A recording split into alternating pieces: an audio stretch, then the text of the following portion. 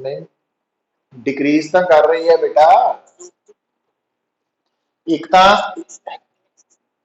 हाँ slope negative है, और ਜਦੋਂ भी ਤੁਹਾਡਾ VT graph inclined straight line है, इट मींस एक्सेलरेशन कांस्टेंट है, और स्लोप पॉजिटिव नेगेटिव के अकॉर्डिंगली एक्सेलरेशन पॉजिटिव नेगेटिव। तो ਹੁਣ इस केस ਦੇ ਵਿੱਚ ਜਿਹੜਾ VT ग्राफ है वो सानू गिवन सी, और ਉਹਦੇ कॉरस्पॉन्डिंग अगर एक्सेलरेशन टाइम ग्राफ है तो वो कितना प्लॉट किया, ਉਹਦੇ ਲਈ मैं कितना सोचिया ਤੁਹਾਨੂੰ पता लग चुका हर स्टूडेंट ਨੂੰ बेटा। कोई डाउट तो नहीं किसी को? नहीं, ठीक है। अच्छा, हुण बेटा अगर मेरे को आ जाए कि ये जड़ा VT ग्राफ है ये कॉरस्पॉन्डिंग XT ग्राफ भी प्लॉट करो, XT ग्राफ भी है ना। हुण देखो, हुण तुहानू फिर की याद आना चाहिए बेटा? नहीं दिख रहा इत्थे तक? कोई गल नहीं, फिर आपां 80 की जगह कर देने इनू। आ देखो, हुण अगर XT ग्राफ ड्रॉ करना बेटा,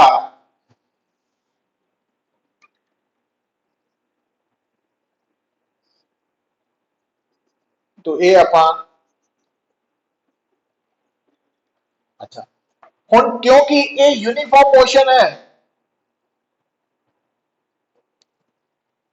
तो यूनिफॉर्म मोशन का मतलब XT ग्राफ नाल ही याद आ जाना चाहिए। वो याद किनू आना, जिन्होंने करैक्टरिस्टिक्स समझ है कि अगर यूनिफॉर्म मोशन है, यूनिफॉर्म मोशन च XT graph incline straight line है, इंक्लाइन स्ट्रेट लाइन। तो आ बन गया बेटा। अच्छा, हुण आ जिहड़ी इंक्लाइन स्ट्रेट लाइन है आ मैं बनाती थोड़ी स्लोप घट रख ली। हुण आ जिहड़ा XT ग्राफ आ गया ना, ये T1 टाइम तक आया, पर T1 तो अगे कौन है? T1 तो अगे बेटा एक्सेलरेशन कांस्टेंट है, प्लस प्लस एक्सेलरेशन कांस्टेंट है बट नेगेटिव मतलब स्पीड घट रही है, स्पीड डिक्रीजिंग है ना इथों। तो स्पीड डिक्रीजिंग का मतलब हम थानू समझ आनी चाहिए, जिहड़ा ए वाला uniformly accelerated motion for speed is decreasing का केस ग्राफ कितना होता पुत्त? तो ये पैराबोलिक शेप आनी है ना, तो पैराबोलिक शेप इदा आनी, जे स्पीड इंक्रीज हो रही होंगी फिर इस तरफ आनी। तो T1 तक XT ग्राफ और T1 तो T2 का XT ग्राफ फर्क है, क्योंकि ये यूनिफॉर्मली एक्सेलरेटेड मोशन ली है, ये यूनिफॉर्म मोशन ली है। तो वो ग्राफ सारे सानू पिछले याद होंगे तो असी प्रॉपर वे च एक्ट करांगे, अदरवाइज प्रॉब्लम आएगी। तो हुण आ जिहड़ी ग्राफ की शेप आई है T1 to T2 XT graph, ये पता लग गया क्यों ऐसा आई है? क्योंकि XT ग्राफ, हाँ क्योंकि XT graph for uniformly accelerated motion when speed is decreasing the shape दसी हुई है ना, पैराबोलिक शेप, और वो किस तरफ एक्ट करनी है वो सारा कुछ आप ग्राफ्स ड्रॉ किए हैं। तो वो रिजल्ट्स नू चक के आप इत्थे अप्लाई करना, मतलब नवा कुछ भी नहीं है प्रॉब्लम च। तुसी देखो एनालिसिस करके देखो कि अगर थानू कंसैप्ट्स नू कैरी करना, पिछले कंसैप्ट्स नू नाल नाल कैरी करना आएगा, ओनली देन तुसी प्रॉब्लम्स नू सॉल्व कर सकोगे, है ना। तो इन्हां विचों कुछ प्रॉब्लम्स IIT च भी आईयां, ये नहीं समझना कि ये सिर्फ लो लैवल दी प्रॉब्लम्स है। बस प्रॉब्लम कित्थे आंदी है कि ये सारे कंसैप्ट्स नू कैरी करना जिहड़ा वा ना, ਉਹਦੇ ਲਈ रिवीजन मस्ट है। बस इको एक ਇਹਦਾ सोल्यूशन है, होर कुछ नहीं है। हुण बेटा देखो, फिर एक होर गल जिहड़ा तुहानू बड़ा जरूरी पॉइंट है ना, खास करके जिहड़े IIT लई प्रैपरेशन कर रहे हैं उन्हां स्टूडेंट्स लिए एक खास इंपॉर्टेंट पॉइंट है, बाकियां लिए भी इंपॉर्टेंट ही है बट IIT लिए तो बहुत ही इंपॉर्टेंट पॉइंट है बनेगा। कितना पुत्र, हुण देखो कि आ जिहड़ा तुहाडे सामने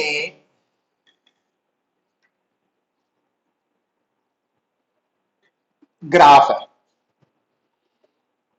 AT ग्राफ, ठीक है, और आ एक स्ट्रेट लाइन है। तो आ पॉइंट बेटा रिप्रेजेंट कर रहा इनिशियल एक्सेलरेशन और आ जड़ा वा ये फाइनल टाइम टी नु रिप्रेजेंट कर रहा ना तुहानू। हुण ये बेटा तुहाडे सामने ग्राफ है ए टी ग्राफ और ये जिहड़ी स्ट्रेट लाइन है इसकी इक्वेजन नु इस ग्राफ तो लिखना आना चाहिए सन। मतलब आप इक्वेजन मैथमेटिकल इक्वेजन लिखनी है इस स्ट्रेट लाइन की। हुण उहदा कंसैप्ट की है पुत, गल बड़ी सिंपल है। देखो तो आप एक पॉइंट आ मार्क कर लिया ए, ठीक है, एक पॉइंट ओ है, एक पॉइंट आ बी है। तो हुण तुहाडे सामने ए ओ बी एक राइट एंगल्ड ट्राइंगल। तो जे बेटा मैं इसनू एंगल थीटा बोलदा तो क्या तुसी टैन थीटा की वैल्यू लिख सकते हैं बेटा?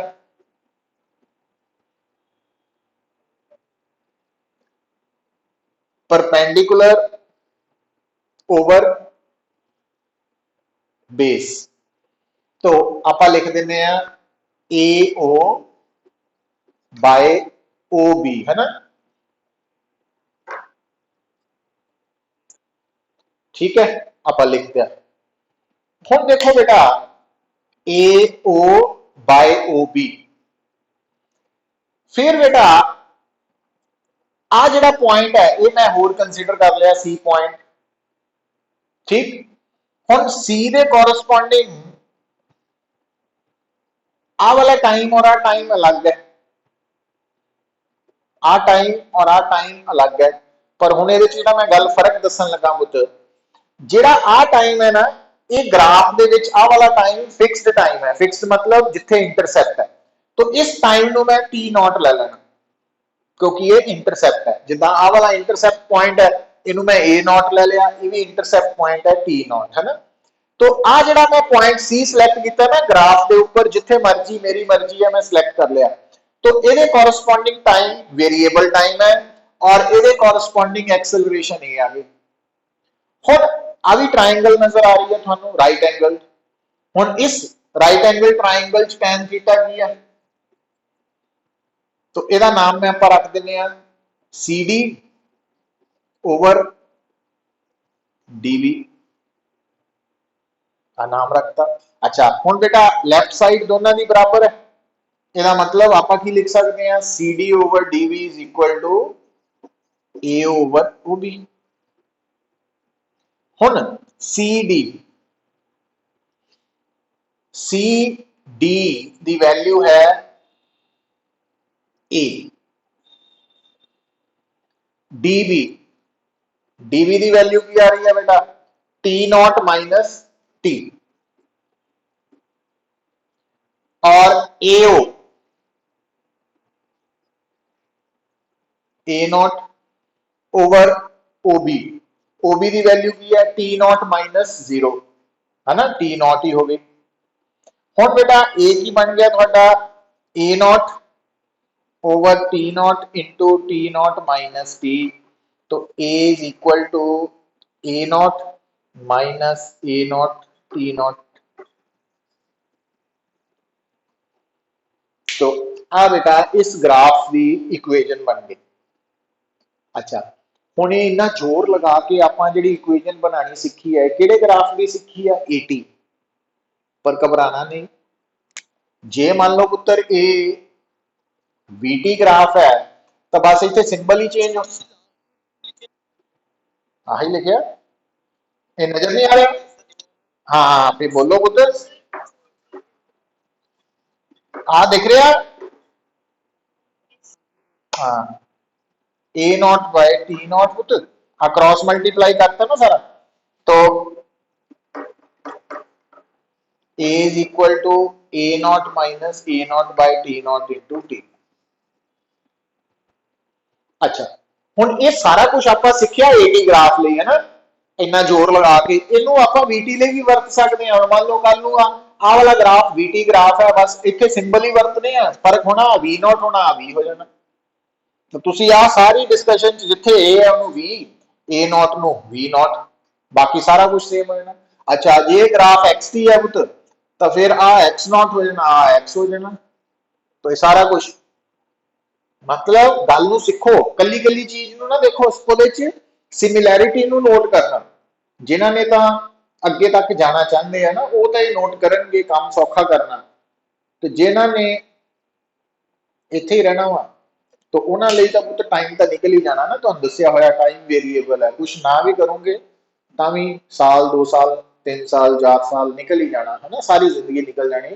बट जिन्होंने एफर्ट्स करने आ, तुहानू दस्सिया एफर्ट्स करने भी है, उन्होंने एफर्ट्स नू ऑप्टिमाइज करना। ऑप्टिमाइज का मतलब भी रिजल्ट ज्यादा आवे एफर्ट्स घट हो तो फायदा वा, अदरवाइज नहीं। ज्यादा मेहनत करके रिजल्ट आना वो कोई बड़ी गल नहीं है। रिजल्ट्स ਨੂੰ ऑप्टिमाइज मतलब एफर्ट्स ਨੂੰ ऑप्टिमाइज करके रिजल्ट्स ਵਧੀਆ ਲਿਆਈਏ, एफर्ट्स मिनिमाइज ਕੀਤੇ ਜਾਣ। तो ਉਹਦੇ ਲਈ ਗੱਲ ਨੂੰ ਜੋੜਨਾ ਸਿੱਖੋ, ਐਕਸਟੈਂਡ ਕਰਨਾ ਸਿੱਖੋ, ਇੱਕ ਦੂਜੇ ਨਾਲ ਰਿਲੇਟ ਕਰਨਾ ਸਿੱਖੋ। तो ਇਹ ਨਹੀਂ ਹੈ ਕਿ ਸਾਨੂੰ ਤਾਂ 80 ਗ੍ਰਾਮ ਬਾਰੇ ਦੱਸਿਆ ਸੀ, VT ਬਾਰੇ ਦੱਸਿਆ ਨਹੀਂ ਜਾਂ XT ਬਾਰੇ ਨਹੀਂ ਦੱਸਿਆ, ਹੈ ਨਾ। तो ਉਹ ਆਪਣੇ ਆਪ ਵੀ ਸੋਚਣਾ ਹੁਣ ਡਿਵੈਲਪ ਕਰਨਾ ਸ਼ੁਰੂ ਕਰਨਾ ਵਾ। तो ਹੁਣ ਇੱਥੇ ਤੁਸੀਂ x ਨੋਟ ਆ ਜਾਣਾ, ਉਹਦੇ ਅਕੋਰਡਿੰਗਲੀ ਤੁਸੀਂ ਐਕਟ ਕਰ ਸਕਦੇ। ਸੋ ਇੱਥੇ ਤੱਕ ਕਿਸੇ ਨੂੰ ਕੋਈ ਡਾਊਟ? हाँ मतलब ये ज्यादा जरूरत ना IIT ਲਈ है, पर जे ਸਾਰਿਆਂ ਨੂੰ ਸਮਝ ਲੱਗ ਗਈ ਵੇ ਕੋਈ ਗੱਲ ਨਹੀਂ। बट ये प्रॉब्लम्स ਜਿਹੜੀਆਂ ਆਣੀਆਂ ਨਾ IIT ਲਈ ਤਾਂ ਜ਼ਰੂਰ ਆ ਜਾਂਦੀਆਂ ਇਸ ਪੈਟਰਨ ਤੇ। ਹੁਣ ਬੇਟਾ ਹਾਂਜੀ ਹਾਂਜੀ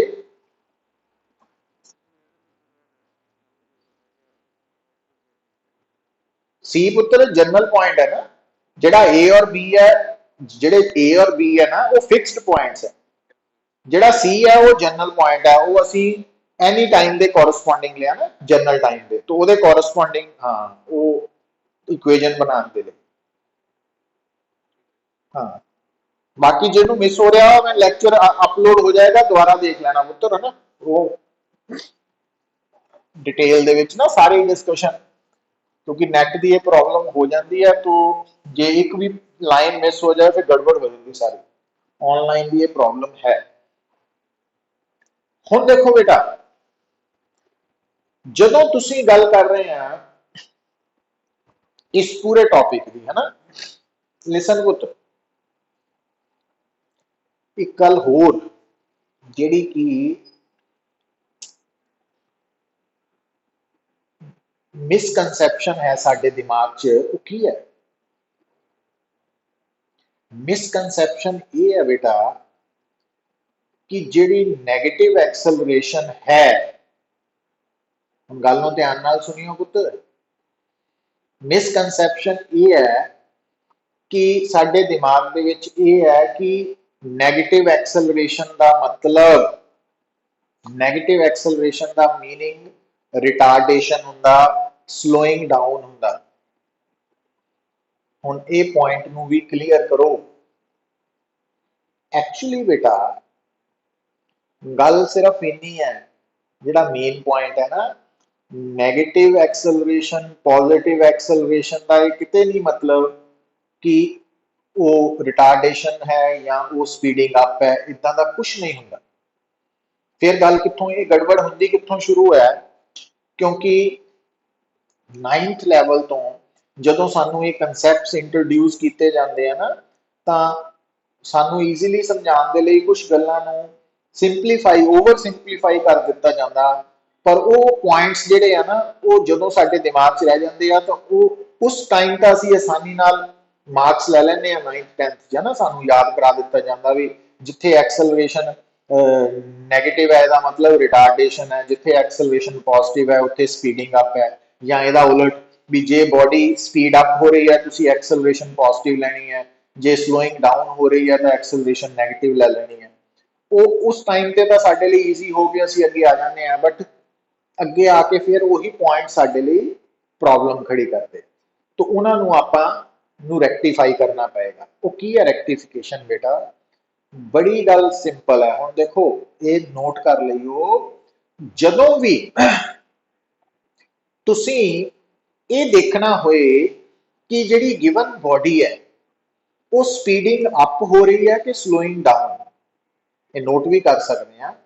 स्पीडिंग अप हो रही है कि स्लोइंग डाउन, तो उत्थे तुसी बेटा सिर्फ नैगेटिव पॉजिटिव एक्सेलरेशन ते कंसंट्रेट नहीं करना, थोड़ा ध्यान उस body the acceleration the direction ते वेलोसिटी दी डायरेक्शन दोनों ते साइमल्टेनियसली एक्ट करना। मतलब जे मैनू किसी बॉडी के मोशन च पूछा जाए कि बॉडी स्पीडिंग अप है कि स्लोइंग डाउन, तो मैं उस वक्त उस बॉडी की वेलोसिटी की डायरेक्शन और एक्सेलरेशन की डायरेक्शन दोनों कंसिडर करांगा, एक नू नहीं।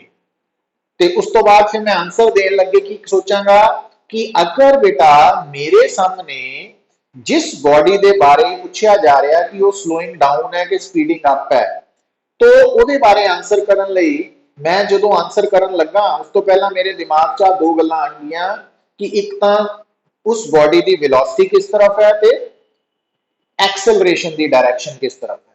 ते दूजी गल जिहड़ी आएगी कि अगर तो वेलोसिटी की डायरेक्शन ते एक्सेलरेशन की डायरेक्शन गिवन बॉडी लई एंगल बना रहे हैं 0 डिग्री, 0 डिग्री तो लैके है ना, गल नूं सुन लो पुत्र, 0 डिग्री तो लैके लेस देन 90 डिग्री, मतलब एक्यूट एंगल। तो नोट कर लो कि अगर अगर एंगल बिटवीन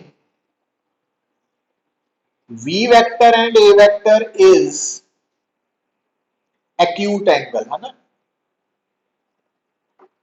मतलब theta is less than 90 degree 0 तो, then ता स्पीडिंग अप है बेटा। और अगर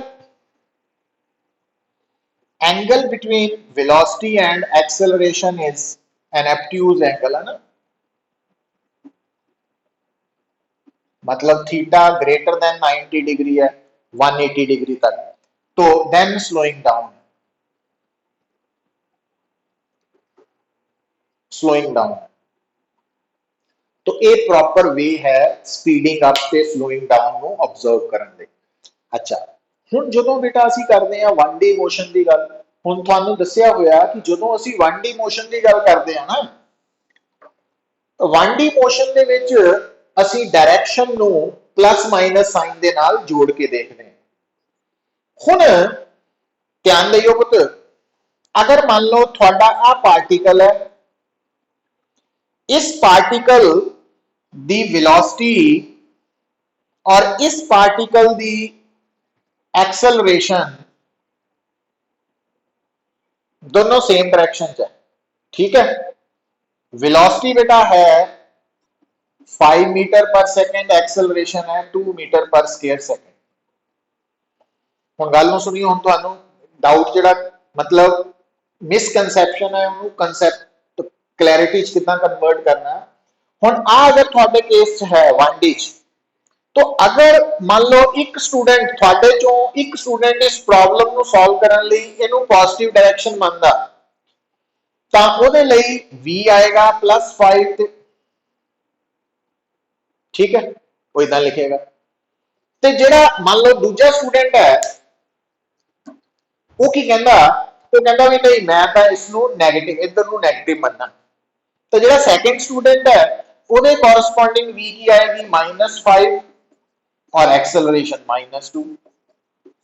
हुण जेड़ा दा कंसैप्ट तुसी 9वीं 10वीं च पढ़िया सी ते जे तुसी ਉਹਦੇ अकॉर्डिंगली अज भी एक्ट कर रहे हैं कि नेगेटिव एक्सेलरेशन मतलब स्लोइंग डाउन, तो आ जेड़ा सैकेंड स्टूडेंट है तो ਇਹਦੇ अकॉर्डिंगली तो आंसर की आना चाहिए भी एक्सेलरेशन नेगेटिव है, इट मीन स्लोइंग डाउन।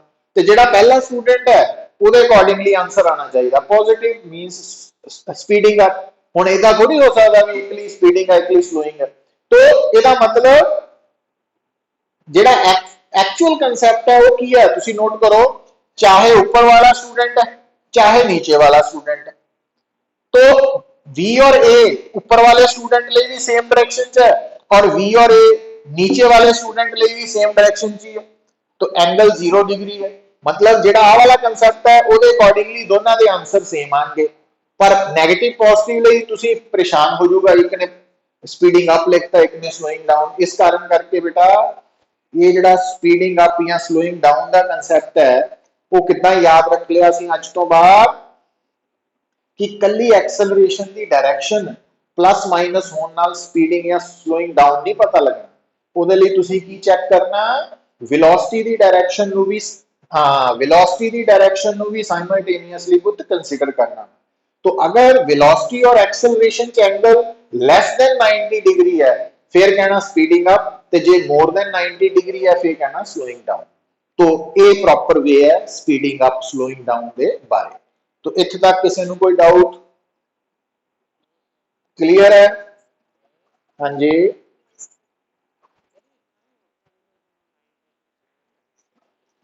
है हुन लगदा ना, हुन पुत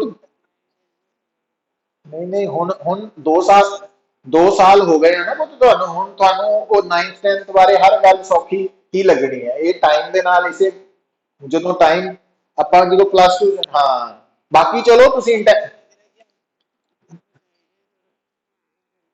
नहीं नहीं गलत नहीं पढ़ाया बेटा, वो एक्चुअली टीचर्स की भी कंपल्शन होंगी है, क्योंकि हर स्टूडेंट जेड़ा वा उन्हें आफ्टर 10th किसी ने आर्ट्स लैनी है किसी ने कॉमर्स है ना, वो फिर वो ओवर सिंपलीफिकेशन के चक्कर च बड़ी गड़बड़ हो जाती है। वो +1 च आके है नहीं नहीं प्रॉब्लम, हाँ प्रॉब्लम ये आ गई ना सानू एक्चुअली 11th च आके प्रॉब्लम आती है कि ਜਿਹੜੇ ਸਟੂਡੈਂਟਸ ਨੂੰ 0 ਲੈਵਲ ਤੋਂ ਉੱਪਰ ਚੱਕਣਾ ਈਜ਼ੀ ਹੁੰਦਾ ਪੁੱਤ, ਤੇ ਕਈ ਸਟੂਡੈਂਟਸ ਜਿਹੜੇ ਤੁਹਾਨੂੰ ਕਨਸੈਪਟ ਦੱਸੇ ਤੁਸੀਂ ਨੈਗੇਟਿਵ ਲੈਵਲ ਤੋਂ ਪਹਿਲਾਂ 0 ਤੇ ਲਿਆਣਾ, ਪਹਿਲਾਂ ਉਹ ਕਨਸੈਪਟ ਨੂੰ ਖਤਮ ਕਰਨਾ ਫਿਰ ਨਵਾਂ ਕਨਸੈਪਟ ਐਕਚੁਅਲ ਕਨਸੈਪਟ ਮਾਈਂਡ ਚ ਪਾਣਾ ਨਾ, ਉਹ ਕਨਸੈਪਟ ਇਸੇ ਕਰਕੇ ਮੈਂ ਬੜਾ ਸਲੋਲੀ ਆਰਾਮ ਨਾਲ ਚੱਲ ਰਹੇ ਹਾਂ, ਸਲੋ ਵੀ ਨਹੀਂ ਹੈ बट इनू पेशेंसली सुनी जाओ और याद रखोगे तो फ्रूटफुल होएगी गल। ये भी नहीं है कि कंसैप्ट आप सुन लिया ठीक है अज लई, ये हुण थ्रू आउट जो आप मोशन का टॉपिक पढ़ना ना वो कंसैप्ट हमेशा टिप्स से रहने चाहिए, बड़े बेसिक है और ये कोई भी प्रॉब्लम ईजिली सॉल्व कर सकते। हुण देखो भाई, हुण बेटा हुण आप मोशन इन 1D दे ना लास्ट पार्ट ते आ रहे हैं। लास्ट पार्ट का मतलब भी इस तो बाद फिर 2-3 दिन आप न्यूमेरिकल्स से ही स्ट्रेस देनी है कि कितना सॉल्व करने हैं, तो डिफरेंट वेज जेडे है ना। हुण बेटा देखो तुसी एक टर्म सुनी हुई है फ्रीली फॉलिंग मोशन।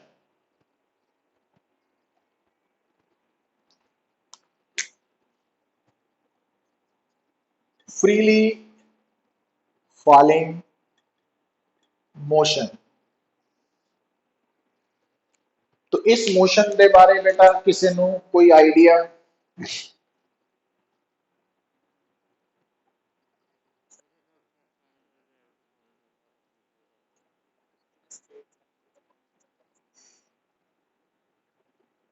ठीक है, हुण देखो बेटा एक्चुअली जो more appropriate definition of freely falling motion है ना बेटा, वो तो यही है कि when an object is moving under the effect of gravity alone. क्योंकि जो तुम पुत कहने हैं ना कि object is moving along a straight path with constant acceleration, तो पहली गल तो असी ये गलत की है, गलत की है कि हर ਇਹਦਾ मतलब हर मोशन जिदा कि आप सड़क के उपर अगर मान लो कार जा रही है, अगर सड़क के उपर एक कार जा रही है और वो स्ट्रेट पाथ फॉलो कर रही है और वो एक्सेलरेशन कांस्टेंट है, तो फिर आप अंडर फ्रीली फॉलिंग मोशन मान लांगे जे आप सैकेंड डेफिनेशन मानते हैं ना, पर वो गड़बड़ करेगी, वो फ्रीली फॉलिंग च नहीं आएगी। तो इस करके हर गल बेटा एग्जैक्ट वे दे याद रखना, और एग्जैक्ट टर्म बड़ी छोटी जी होंगी है, उन्होंने याद रखना ही औखा वा कि वो एक पॉइंट भी अगर मिस हो जाता तो असी रस्ता भटक जाते हैं ना, तो वो पॉइंट आता है बस उन्होंने ध्यान च रखो। फ्रीली फॉलिंग मोशन दूजी गल बेटा आप 3-4 दिन बाद जो 2D मोशन च एंटर करांगे ना, तुम देखोगे कि फ्रीली फॉलिंग मोशन 2 डायमेंशनल भी हो सकता, प्रोजेक्टाइल मोशन। इस करके जो फ्रीली फॉलिंग मोशन है, तो फ्रीली फॉलिंग मोशन दे विच बेटा तुसी जदों भी किसी सिचुएशन दे विच किसी भी ऑब्जेक्ट नूं मूव करदा देख रहे हैं और उस ऑब्जेक्ट ते सिर्फ सिर्फ ते सिर्फ इक्को ही फोर्स लग रही है, दैट इज ग्रेविटी, तो असीं उसनूं कहना फ्रीली फॉलिंग मोशन। ये याद रखना है ना। तो हुण बेटा एक गल होर नोट कर लेनी है कि जदों भी इहनूं आपां इदां अपने लिए होर क्लीयर करन लई कि जदों कोई भी बॉडी स्पेस दे विच घूम रही है ना, अर्थ दे ग्रेविटेशनल फील्ड दे विच घूम रही है, तो आपां उहनूं फ्रीली फॉलिंग मोशन च कंसीडर कर सकते हैं। पर एक गल हुण ध्यान च रखियो बेटा कि कई बार की हुंदा भी असीं एक्चुअल सिचुएशन नूं कंसीडर करते हैं कि जदों कोई भी बॉडी अर्थ के एटमोसफीयर च घूम रही है तो अर्थ का एटमोसफीयर भी तो उस बॉडी ते विस्कस फोर्स अपोजिंग फोर्स लगा रहा। तो ये गल नूं दिमाग च रख लेना तुसीं कि इस पूरे फ्रीली फॉलिंग मोशन जद तक स्पेसिफिकली मैंशन ना किया जाए, भी लिखिया ना होए, तब तक साडे लई फ्रीली फॉलिंग मोशन का मतलब है कि बॉडी के ऊपर सिर्फ ग्रेविटी लग रही है, अपने वालों हवा भी है, नेरी चल रही है ना, तूफान आ रहा, तो इदां दी थिंकिंग नहीं डिवेलप करनी। मतलब फ्रीली फॉलिंग मोशन का मतलब भी बॉडी जिहड़ी है उहदे ते ग्रेविटी फोर्स लग रही है, अर्थ के एटमोसफीयर का उहदे ते कोई इफेक्ट नहीं है, ये मान के चलना। हाँ, अगर किसी एक दो न्यूमेरिकल्स दे विच अगर वो सानू कहंदा वा कि एयर रेजिस्टेंस कंसीडर करो तो उत्थे कंसीडर करांगे, बट वो एक दो ही टॉपिक्स है, न्यूमेरिकल्स है, बाकी अदरवाइज सारे टॉपिक्स दे विच फ्रीली फॉलिंग मोशन का मतलब सिर्फ ग्रेविटी फोर्स एक्ट करेगी, और कोई फोर्स नहीं लग रही उस बॉडी दे मोशन। अच्छा हुण बेटा हुण एक गल ये भी याद रखनी है, ध्यान दियो, क्योंकि freely falling motion falling falling word आ गया ना, तो सानू लगता भी वो बॉडी नीचे नू गिरेगी, गड़बड़ फिर हो जाती। तो फ्रीली फॉलिंग मोशन का मतलब भी उस वक्त बॉडी नीचे नू आ रही है जरूरी नहीं है। फ्रीली फॉलिंग मोशन का मतलब है कि बॉडी जिधर नू मर्जी जा रही है स्पेस दे विच, बस उहदे ते ग्रेविटी फोर्स लग रही है, उहदा जो वेलोसिटी दी डायरेक्शन है वो जिधर नू मर्जी हो सकती है, ये भी याद रख लेना। मतलब ये नहीं दिमाग च रखना कि फॉलिंग है तो उहदी वेलोसिटी थल्ले नू ना, फ्रीली फॉलिंग मोशन च वेलोसिटी दी डायरेक्शन जिधर नू मर्जी हो सकती है, but gravity force vertically downward act करेगी, और थानू पता कि जिधर नू फोर्स एक्ट करेगी एक्सेलरेशन भी उसे डायरेक्शन च होएगी, और ग्रेविटी करके जिहड़ी एक्सेलरेशन हुंदी है बेटा वो फिक्स्ड मान के चलते हैं आपां, एक्सेलरेशन ड्यू टू ग्रेविटी। तो मीन्स फ्रीली फॉलिंग मोशन दे विच किसी भी बॉडी की एक्सेलरेशन हमेशा स्मॉल जी मननी है ना। तो अदरवाइज जिहड़ा फ्रीली फॉलिंग अपना यूनिफॉर्मली एक्सेलरेटेड मोशन है उहदे विच एक्सेलरेशन की वैल्यू कुछ भी हो सकती है, बट फ्रीली फॉलिंग मोशन दे विच बेटा जो एक्सेलरेशन है ना उहदी मैग्नीट्यूड और डायरेक्शंस दोनों ही फिक्स्ड है। फ्रीली फॉलिंग मोशन के दौरान एक्सेलरेशन की डायरेक्शन हमेशा ऑलवेज वर्टिकली डाउनवर्ड है और मैग्नीट्यूड हमेशा फिक्स्ड है। हुण मैग्नीट्यूड कितना वा वो कई बार चेंज हो जाता कि नॉर्मल सरकमस्टांसिस दे विच तां असीं उहनूं 9.8 मीटर पर स्क्वायर सेकंड ही लैंदे आ, पर कई बार ना उहने लिखिया हुंदा न्यूमेरिकल च take small g is equal to 10 metre per square second, फिर 10 नहीं लेना, फिर 9.8 नहीं लेना, तो ये थोड़ा ख्याल रखना। पर हाँ एक्सेलरेशन ड्यू टू ग्रेविटी की डायरेक्शन हमेशा डाउनवर्ड ही रहनी है, चाहे उस वक्त बॉडी ऊपर नू जा रही है, लैफ्ट नू, राइट नू, अगे नू, पिछे नू, जिधर नू मर्जी जाए, वो वेलोसिटी की डायरेक्शन है। फिर तुसी लोग गड़बड़ कर जानी है कि क्योंकि आम तौर पर हुण इन्नी डिस्कशन तो बाद मैं कल नू जदों आपां इस टॉपिक नू रीस्टार्ट करांगे ना 5 मिनट लई, फिर प्रॉब्लम्स वाल आवांगे, तो तुहानू मैं क्वेश्चन पूछांगा कि तुसी इसे डिस्कशन दे कई आंसर्स गलत दे जाने। क्यों? क्योंकि एक्सेलरेशन और वेलोसिटी नू फिर मिक्स कर देना। वेलोसिटी दी डायरेक्शन है कि उस वक्त बॉडी जिधर नू जा रही है, और एक्सेलरेशन दी डायरेक्शन हुंदी है जिधर नू फोर्स लग रही है, और ग्रेविटी फोर्स हमेशा बेटा वर्टिकली डाउनवर्ड एक्ट करती है। इस करके एक्सेलरेशन ड्यू टू ग्रेविटी हमेशा वर्टिकली डाउनवर्ड एक्ट करनी है, irrespective of the direction of motion of object at that time। समझ गए गल नूं पुत्त?